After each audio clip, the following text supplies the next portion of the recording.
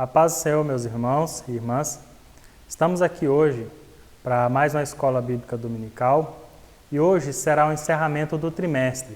A lição de número 13, dia 28 de março de 2021. Voltados os olhos para a bendita herança.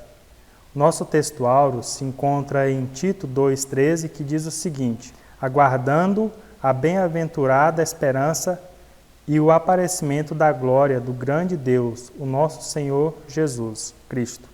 Verdade prática: a nossa esperança é algo vivido e real.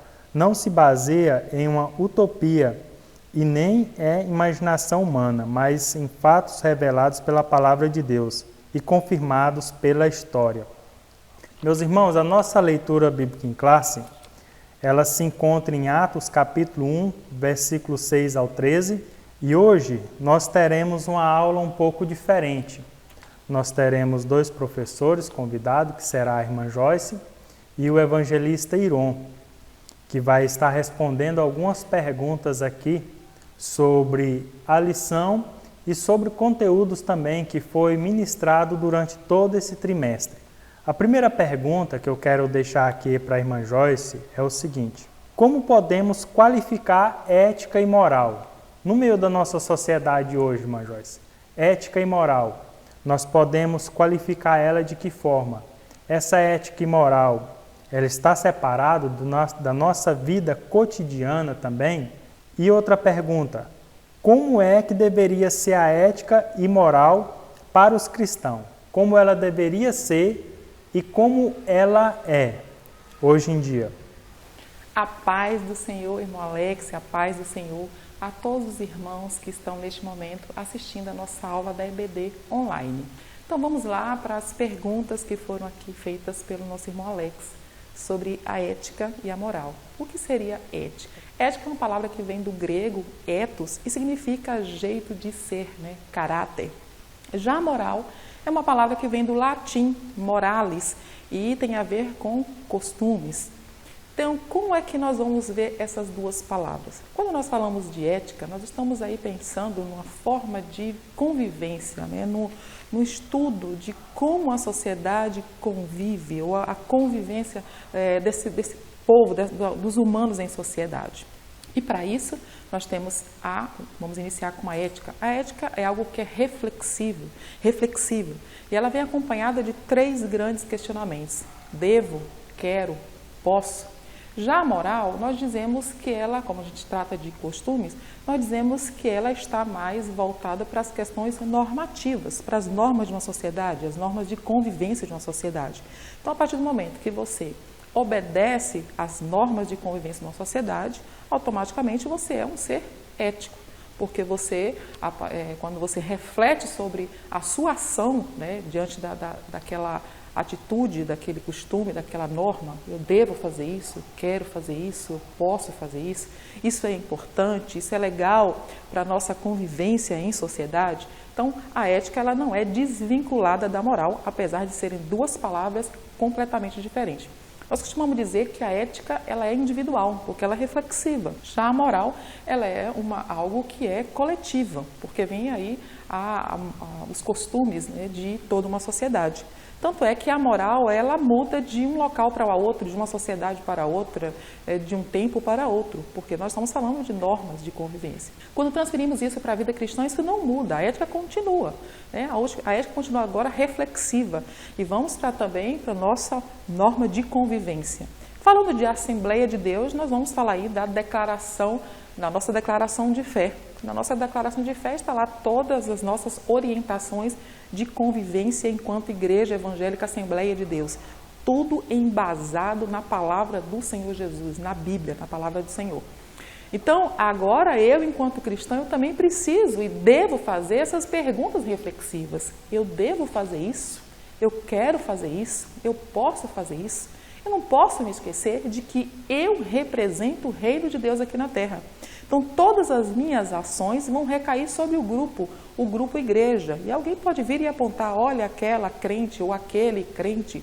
Isso não é comportamento de crente. Então, quando nós falamos de comportamento de crente, estamos pensando aí sobre nossas atitudes, nosso modo de ser, nosso caráter ético. Bom seria que todos nós, ao pensarmos em fazer algo, fizéssemos um grande questionamento.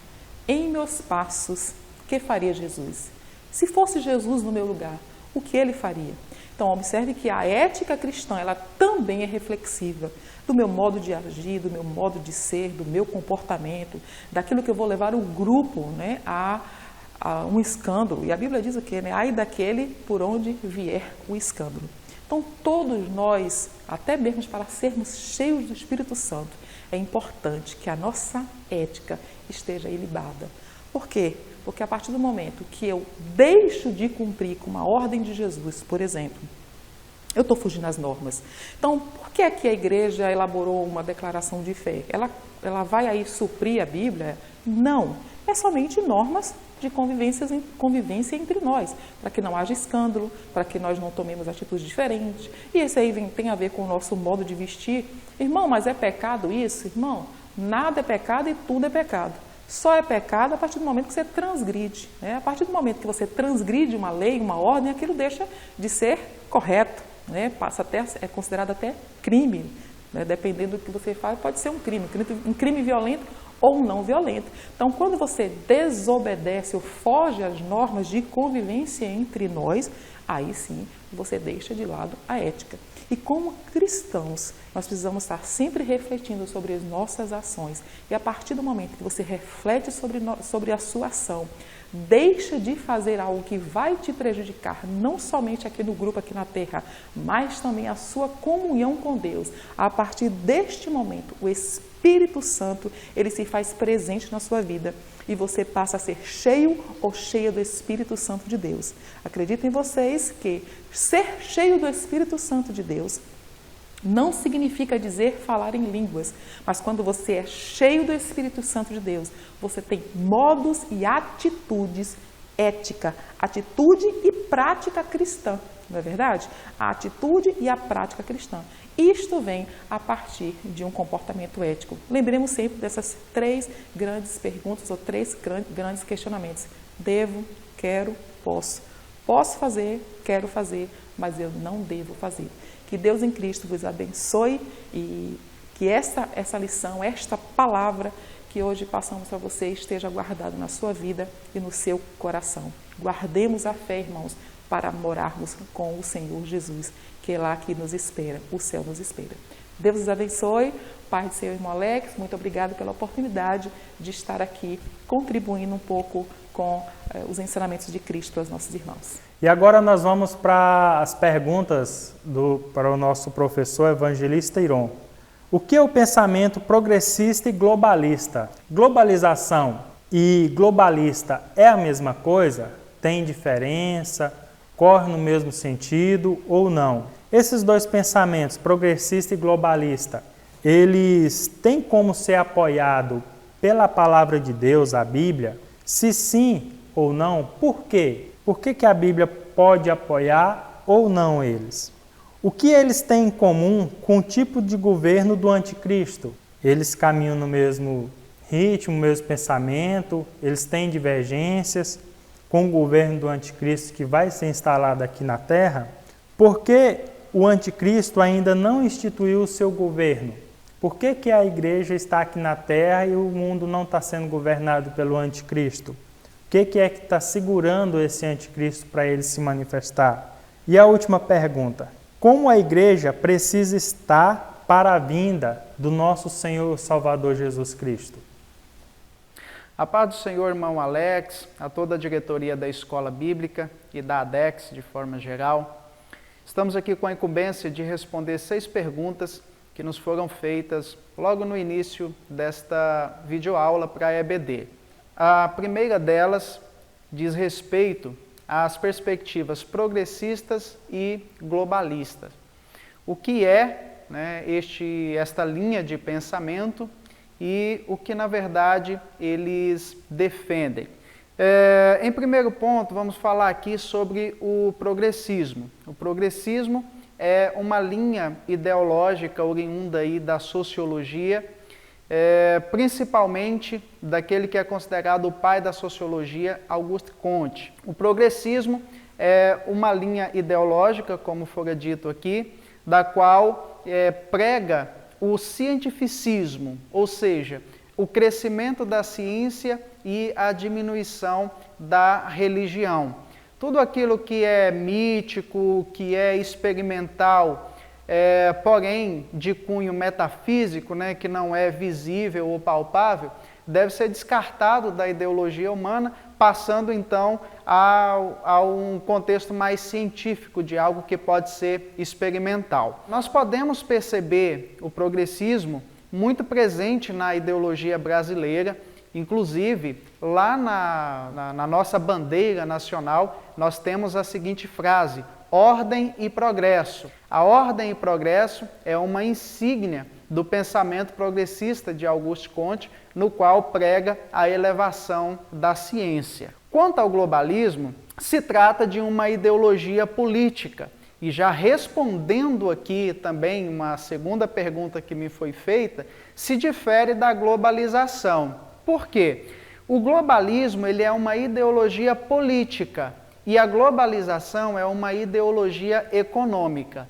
Isto quer dizer que enquanto o globalismo se preocupa com a política partidária, desenvolvendo blocos de apoio político, a globalização ela tem um processo econômico, isto é, ela está preocupada com o desenvolvimento, com a mercantilização de produtos e serviços de forma internacional. Então, dando um exemplo aqui de globalismo, nós podemos citar as ideologias políticas de esquerda e de direita, onde países que se adequam a uma direita, por exemplo, eles formam blocos, né? Eles formam alianças para abrir portas econômicas, de turismo e outras coisas. E assim também os países de esquerda, que acabam formando aí os seus blocos de apoio político, né? Importando ideologias de universidades, cursos de formação, abertura para a comercialização externa dentro desses blocos, enfim. E podemos citar aqui uma tentativa de conciliação entre a esquerda e a direita, né, que seria esses partidos de centro, que nós chamamos, onde os mesmos, eles não invocam nem uma ideologia direita radical, nem uma esquerda, mas eles veem um ponto de comum acordo. Então, o globalismo, ele seria essa visão política. Enquanto a globalização, como já frisamos, algo mais econômico, aonde envolve a importação e exportação, tipo de minério, matéria-prima, e a compra desses objetos, né, ou dos produtos oriundos desta matéria-prima de volta para o país de origem. Como, por exemplo, o Brasil ele exporta minério, látex e outras matérias-primas para os Estados Unidos, a Alemanha, o Japão, a China, e depois nós compramos esses produtos novamente já pronto, como resultado final desse processamento. Então, isso seria a globalização. E isso só foi possível, logicamente, por causa da evolução tecnológica, né? E aqui nós entramos em um pensamento bíblico, né? A terceira pergunta: se esses pensamentos eles são apoiados pela Bíblia, sim ou não, e o porquê, né? Então, em primeiro ponto, sim, esses pensamentos eles são apoiados pela Bíblia, porque nas Escrituras nós encontramos, principalmente nas páginas do Antigo Testamento, alianças que foram feitas entre outros reinos. Isto era uma forma de política, era uma forma de globalismo, né? Vemos o próprio Salomão, por exemplo, que trabalhou a importação de diversos itens, né, de matéria-prima, inclusive importou ouro da nossa região aqui de Ofir, né, que fica na região aí do Alto Amazonas. Então, quando Salomão foi construir o templo, foi feita uma importação de ouro da terra de Ofir aqui do nosso país. Então, assim, nós observamos que a Bíblia ela está repleta desses exemplos e, profeticamente falando, tanto a globalização quanto o globalismo, E o progressismo, ele se encaixa dentro da perspectiva das profecias bíblicas, que visualizavam, na verdade, lá no livro do profeta Daniel, como um dos sinais do fim, né, o crescimento e o progresso da ciência. E o que essas perspectivas elas têm em comum, né, com o governo do anticristo? Ora, a humanidade em si, através da evolução científica e tecnológica, ela caminha para uma facilidade de entendimento e unicidade, tanto da linguagem, da religião, da política, da comercialização, que é a base ou o núcleo central de implantação do governo do anticristo. Então, hoje já não se é mais barreira para você conversar com uma pessoa que não fala o seu idioma materno. Por exemplo, se eu falo português e não consigo falar mandarim, mas através de aplicativos, de softwares que estão hoje disponíveis gratuitamente na internet, eu consigo conversar com uma pessoa, ela falando em uma língua estrangeira e o software fazendo a tradução para mim. Então, não obrigatoriamente, todas as pessoas precisam aprender um idioma global, como alguns apontam aí, né, para o Esperanto, que é uma língua que reúne informações de todas as línguas mundiais e se diz que esta língua seria uma espécie de língua universal, mas independente de ter uma língua universal ou não, o globalismo e a globalização, isso não impede que esses elementos aconteçam, porque a tecnologia ela está aqui para poder fazer a mediação entre esse processo. Consequentemente, não haveria barreiras, então, né, para que o anticristo hoje ele implantasse o seu reino. Isso seria um fator lógico olhando pela questão da política, das tecnologias, que facilitariam isso de uma forma grandiosa. E aqui vem então a quinta pergunta: por que o anticristo não instaurou ainda o seu governo? Se observarmos as Escrituras, o próprio apóstolo Paulo, ele já havia falado lá na segunda epístola aos Tessalonicenses, que o espírito do iníquo já estava em eminência, ele já operava no mundo, ainda nos dias de Paulo. Porém, havia um que ainda o resistia, né? E alguns intérpretes ali julgam que este que ainda resiste é a igreja militante, né, que está na terra, e que após o arrebatamento o Espírito Santo, o anticristo então, ele teria a plena liberdade de poder governar. Outros afirmam que este que resiste é o Espírito Santo e que após ele tirar a igreja da terra, então o anticristo ele poderia governar. Independentemente se é o papel da igreja ou do Espírito Santo, ou podemos dizer aqui que um conjunto, né, porque um não estaria aqui sem o outro, este é o único motivo pelo qual o anticristo ainda não implantou o seu governo, fazendo-nos então refletir que a volta de Cristo, ela está por um fio, nos levando aí a sexta pergunta que nos foi feita, né, de como a igreja deve estar para a vinda de Cristo. Biblicamente falando, não existe outra opção, a igreja precisa estar preparada. E como é esta preparação da igreja? É uma igreja que deve estar buscando a presença do Senhor Jesus. É uma igreja que deve encontrar satisfação unicamente na pessoa de Cristo. Infelizmente, a igreja do século XXI, ela tem se distanciado de uma forma muito abrangente da pessoa de Cristo, vivendo um período, digamos que um período de sombra em relação ao verdadeiro evangelho, cada um buscando aquilo que vem ao seu próprio interesse, aquilo que é comum à sua própria vontade e se esquecendo daquilo que é o principal, que é a vida eterna. Então, fica aqui a minha breve contribuição para que os irmãos possam está buscando aí mais informações e conhecimento a respeito da palavra de Deus. Agradeço ao irmão Alex que nos concedeu esta oportunidade e a toda a equipe da Escola Bíblica. Meus irmãos, eu quero aqui agradecer nossos professores Evangelista Iron e também a professora irmã Joyce por essa aula maravilhosa.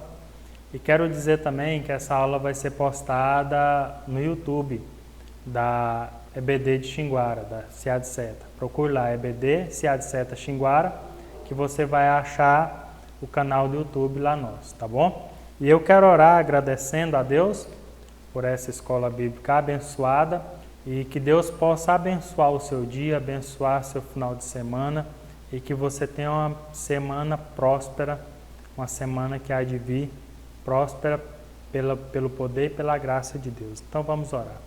Altíssimo soberano Deus, nós te agradecemos, Senhor Jesus, por essa aula. Muito obrigado, Papai querido, por o Senhor ter falado conosco. Senhor Jesus, que o Senhor venha abençoar cada irmão, cada irmã, Senhor Jesus, que assistiu essa aula e que vai assistir ainda. Pai querido, nós te glorificamos, Senhor Jesus.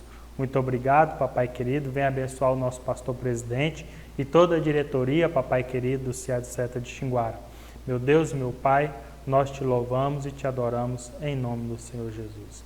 Estenda a sua mão, que a graça do Senhor, a comunhão, a consolação do Espírito Santo seja com todos. Todos dizem amém. O Ministério de Louvor da EBD cumprimenta a todos com a paz do Senhor. A gente vai estar ministrando agora o louvor